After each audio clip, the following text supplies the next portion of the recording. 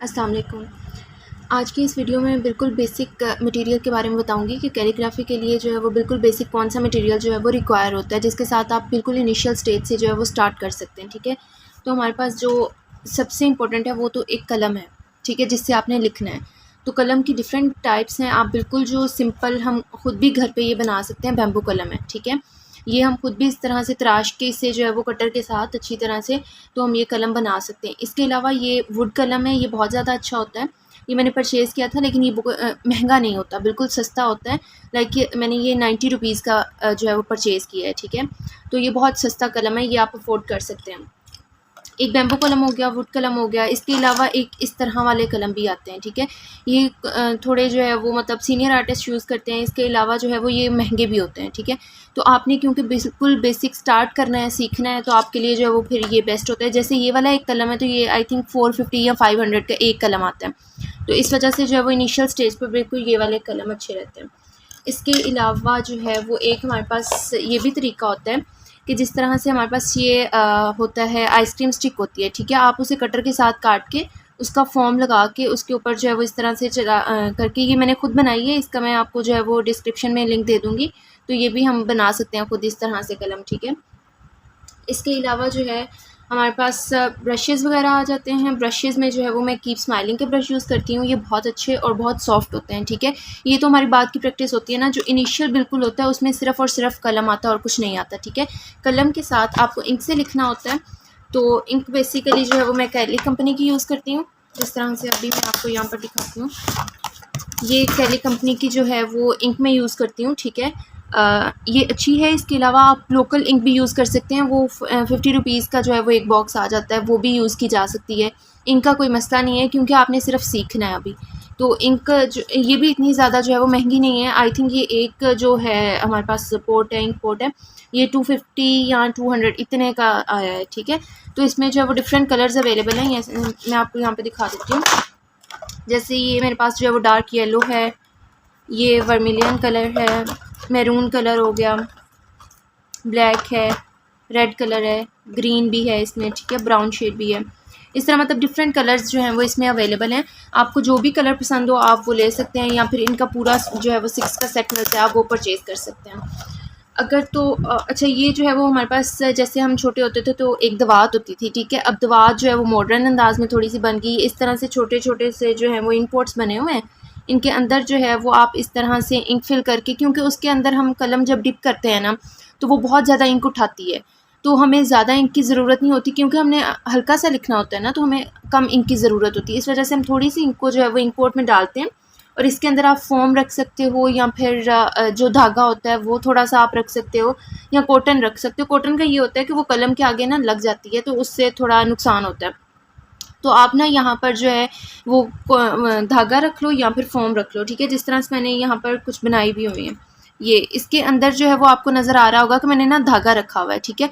थोड़ी-सी इंक डाली है। अब इससे ये होगा कि मैं जब इस तरह से अपनी कलम पकड़ के यूँ करूँगी ना, इस तरह से, तो कलम ने जो उठानी थी इंक वो उठा ली है, ठीक है। मतलब बहुत ज़्यादा भी नहीं उसने पकड़ी, और जितनी मुझे रिक्वायर थी उसने अच्छे से जो है वो उठा ली। अब जब मैं लिखूँगी तो ये इंक फैलेगी नहीं, अच्छे से जो है वो काम कर देगी। ये मैं आपको थोड़ा सा बाद में लिख के दिखा देती हूँ। अभी हम मटेरियल की बात कर लेते हैं, ठीक है। अगर तो जो है वो आप मतलब कलम आप अफ़ोर्ड नहीं कर सकते, या आपको बनाना नहीं आता, या थोड़ा मिलना मुश्किल है, तो आप जो है वो इस तरह से कुछ मार्कर्स भी हैं जो यूज़ कर सकते हैं, ठीक है। ये तो बिल्कुल सिंपल जो है वो आम शॉप से मार्कर जो है वो ये वाला मिल जाता है, जिसके आगे कट होता है इस तरह से, ठीक है। ये वाला मार्कर बिल्कुल आसानी से आप ले सकते हैं, किसी भी शॉप से मिल जाता है। या फिर जो है वो ये परमानेंट मार्कर हैं, ठीक है, पियानो के। ये वाले भी ईज़िली अवेलेबल होते हैं। ये वाला भी कट मार्कर है, ठीक है, ये देखें, ये कट मार्कर है, ये भी ईज़िली अवेलेबल होता है। और ये दोनों इतने ज़्यादा जो है वो महंगे भी नहीं है, ये दोनों मार्कर्स, ये आप इजीली परचेज़ कर सकते हैं। अगर इसके अलावा मैं बात करूँ, जैसे मैं ये वाले सेक्यूरा जेल पेन्स भी यूज़ करती हूँ। ये थोड़े महंगे होते हैं, और ये इनिशियल स्टेज पे थोड़ा मुश्किल लगता है, लेकिन बाद में आप ये यूज़ कर सकते हैं। इस तरह से होते हैं, ठीक है। तो इनका कट स्ट्रेट होता है, जिस तरह दूसरे मार्कर्स का होता है वैसा नहीं होता, लेकिन ये भी बहुत ज़्यादा अच्छे होते हैं। ये आपने जब कैनवस के ऊपर पेंटिंग करनी हो, आपको सिल्वर या वाइट कलर का कोई जेल पेन चाहिए हो, या फिर मार्कर चाहिए हो, तो फिर ये वाले जो मार्कर्स होते हैं ना, ये बहुत अच्छा काम करते हैं। इसके अलावा ये तो बाकी बस मेरे पास पॉइंटर्स हैं, कुछ चीज़ें इस तरह से रखी हुई हैं। और इसके अलावा एक डबल पेंसिल टेक्निक भी आप यूज़ कर सकते हैं। इस तरह से आप 2 पेंसिल्स को ना, ये मेरे जो है वो यूट्यूब पे वीडियो पड़ी भी हुई है कि आप किस तरह से जो है वो डबल पेंसिल से लिख सकते हैं। मैं इसका लिंक भी डाल दूँगी, ठीक है। तो यहाँ पर आप देखें, इसे जो है वो 2 पेंसिल्स को जोड़ के नीचे से बिल्कुल स्ट्रेट रखना है, उनके ऊपर टेप लगाएँ और इस तरह से उन्हें थोड़ा-सा ना कर लें। तो यहाँ पर जो है वो जब आप लिखेंगे, ये भी एक कलम का काम करते हैं। अगर तो आपने डबल पेंसिल आर्ट करना है तो फिर आपके लिए बेस्ट है, इस तरह से आप कर सकते हैं। उसके बाद आ जाते हैं हमारे पास ब्रशेज़ की। हम लोगों ने बात कर ली कि अगर आप लोग कलम से आगे हैं, ठीक है, कलम से आगे आप पेंटिंग पे जा रहे हैं या फिर आपने ब्रश से लिखना सीखना है, तो आई विल रिकमेंड कि आप कीप स्माइलिंग के यूज़ करें। ये बहुत अच्छे कलम होते हैं, ठीक है। और जब आपने इनके साथ यूज़ करना है, कैनवस के ऊपर इंक से आप लिख सकते हैं, लेकिन ज़्यादा अच्छा जो होता है वो एक्रेलिक पेंट से आप लिखें तो वो ज़्यादा अच्छा होता है। अब मैं आपको पेंट्स के बारे में बता देती हूँ कि पेंट्स किस तरह के होते हैं। अच्छा, एक तो ये ब्रशेज़ हैं, ठीक है, जो कि मैं यूज़ करती हूँ लिखने के लिए। इसके अलावा मेरे पास ये वाले जो सिंपल बिल्कुल ब्रश हैं, ये लोकल ब्रांड के, कोई ब्रांड नहीं है, लोकल ब्रशेज़ हैं, ठीक है। ये आप कहीं से भी परचेज़ कर सकते हैं। इसके अलावा ये वाले जो ब्रशेज़ हैं डॉल्फिन के, ठीक है, ये वाले भी इनसे मतलब इतना मैं लिखती नहीं हूँ, लेकिन ये पेंटिंग वगैरह में काम आते हैं, ठीक है। उसके बाद हम लोग बात कर लेते हैं पेंट्स की। जैसे अब मैं आप लोगों को अपने पेंट्स दिखा देती हूँ, ठीक है। अगर हम लोग पेंट्स की बात करें ना,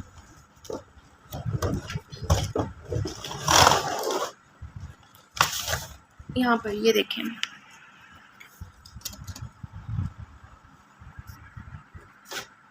अगर हम लोग अपने पेंट्स की बात करें तो मैं मैरीज़ के एक्रेलिक पेंट्स यूज़ करती हूँ, ठीक है, ये बहुत अच्छे हैं। वैसे मैं ऑयल पेंट्स भी जो है वो मैरीज़ के ही यूज़ करती हूँ, because it's my best company. Keep smiling और मैरीज़, ये 2 अच्छी कंपनी। इसके अलावा मोंटमार्टे, ये 3 कंपनीज़ हैं जो कि मुझे पर्सनली बहुत ज़्यादा पसंद है और मैं मोस्टली इन्हीं की चीज़ें यूज़ करती हूँ और इन्हीं की रिकमेंड करूँगी।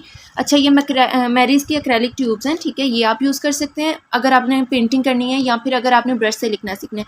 अच्छा, लिखने का तरीका क्या होता है कि आपने थोड़ा सा पेंट लेना है, ठीक है, बिल्कुल माइनर अमाउंट में, और उसके अंदर थोड़ा सा आपने पानी ऐड करना है, ठीक है। पानी ऐड करके अच्छी तरह से उसे आप मिक्स कर लें। ये मैं आपको तरीका अगली वीडियो में बता दूंगी कि आपने किस तरह से लिखना है, ठीक है। तो उसके बाद आप लोग जो है वो अच्छे से लिख सकते हैं। ये कुछ मेरे पास लोकल, ये कोई ब्रांड नहीं है, ये बिल्कुल सस्ती ट्यूब्स आती हैं। आई थिंक ये 100-150 की ट्यूब्स होती हैं। ये भी एक्रेलिक पेंट होता है और ये बिल्कुल लोकल है, ठीक है। बहुत चीप इनकी क्वालिटी होती है, लेकिन अच्छा काम कर देते हैं। ये भी अगर बिल्कुल आप इनिशियल स्टेज पे हो, बिगिनर हो, तो आपके लिए जो है वो आप ब्रांड अफोर्ड नहीं कर सकते, तो आप ये वाली भी जो है वो ले सकते हैं, क्योंकि ये अगर इनकी चीप क्वालिटी है ना, तो इनकी जो है वो अमाउंट भी जो है वो चीप है, तो आप इजीली इसे परचेज़ कर सकते हैं। ये आपका इनिशियल स्टेज पे अच्छे से काम करते हैं। अच्छा, ये जो गोल्डन कलर है ना, ये मुझे किसी और का नहीं पसंद, ये मुझे लोकल ही पसंद है। ये जो मैंने लिया हुआ है ना, ये इसी तरह से 250, I think, I don't know इसकी प्राइस क्या थी, मुझे अब याद भूल गया। तो इसकी जो है वो मतलब गोल्डन जो कलर है वो ये वाला मुझे ज़्यादा पसंद है। उसके बाद अगर हम लोग बात करते हैं, ये ऑयल पेंट्स की है, इसमें भी डिफरेंट कलर्स अवेलेबल होते हैं। ये भी मैं मैरीज़ के ही यूज़ करती हूँ, ठीक है। तो ये तो खैर ऑयल पेंट्स को यूज़ करना थोड़ा ट्रिकी होता है, वो हम बाद में देख लेंगे किस तरह से करते हैं। उसके बाद अगर आप लोग जो है वो ब्रश से लिख के आगे पेंटिंग पे पहुंच चुके हैं, तो पेंटिंग करने के बाद एक मटेरियल होता है फिक्सेटिव, जो कि आपके कलर्स को वहीं पर जोड़ देता है, ठीक है। कलर्स मतलब अपनी जगह से हिलते नहीं है, कि अगर आप ऊपर पानी लगाते हो, कुछ भी लगाते हो, तो वो परमानेंट रहता है कलर, ठीक है। तो उसके लिए आप ये फिक्सेटिव यूज़ करते हैं। तो मैं तो ये यूज़ करती हूँ इस कंपनी का, ठीक है। तो आप लोग देख लें आपने कौन सा यूज़ करना है। वैसे ये बहुत अच्छा है। नेक्स्ट जी, ये हमारे पास आ जाता है लिंसीड ऑयल। लिंसीड ऑयल जो है वो ऑयल पेंट्स के साथ आपको, वैसे मुझे इसकी ज़रूरत नहीं पड़ती क्योंकि मैं ऑयल पेंट्स को ऐसे सिंपल ही यूज़ कर लेती हूँ, बट अगर आपको ऑयल ज़्यादा आपको पतले करने हैं ना अपने ऑयल पेंट्स, तो फिर आप जो है वो लिंसीड ऑयल यूज़ कर सकती हैं, बहुत अच्छा है। इसके अलावा कुछ लोग जो है वो केरोसिन ऑयल, इस तरह डिफरेंट ऑयल्स यूज़ करते हैं, मैं यही लिंसीड ऑयल करती हूँ। अच्छा, जब आपने फिक्सेटिव कर लेना है ना, अपनी पेंटिंग के ऊपर स्प्रे कर लेना है, उसके बाद आपने जो है वो ये इसे 1 घंटा 2 घंटे आप रख दें अपने पेंटिंग को, ठीक है। उसके बाद आप ये ऊपर ग्लोस अप्लाई करें, ठीक है। इससे क्या होता है, एक बहुत शाइनिंग अपीयरेंस आती है। मैं आपको जो है वो दिखा भी देती हूँ कि जिस पेंटिंग के ऊपर मैंने अपने ग्लोस अप्लाई किया हुआ है एक्रेलिक के ऊपर, वो उसकी शाइनिंग एक अलग है, ठीक है, as compare to other paintings. ये भी मैं मोंटमार्टे की ही यूज़ करती हूँ क्योंकि ये बेस्ट है। उसके अलावा सबसे पहले जो कैनवस को प्राइम करने का तरीका होता है वो भी मैं आपको बता दूंगी, और उसके लिए जो मैं जेसो अप्लाई करती हूँ वो ये वाला है, ठीक है। ये मेरे ख्याल में किसी ब्रांड का तो नहीं है, मैरीन ब्रांड लिखा हुआ है यहाँ पे, ठीक है। तो ये मतलब अच्छा है, ये आप ले सकते हैं। उसके बाद ये पिछली वीडियो में जो है वो हम लोगों ने लीफिंग ग्लू की बात कर ली थी कि आपने कौन सी लेनी है कौन सी नहीं लेनी, उसका मैं डिस्क्रिप्शन में लिंक डाल दूंगी। और ये भी तरीका मैंने आपको बता दिया था कि आपने जो है वो किस तरह से गोल्ड लीफ को अप्लाई करना होता है।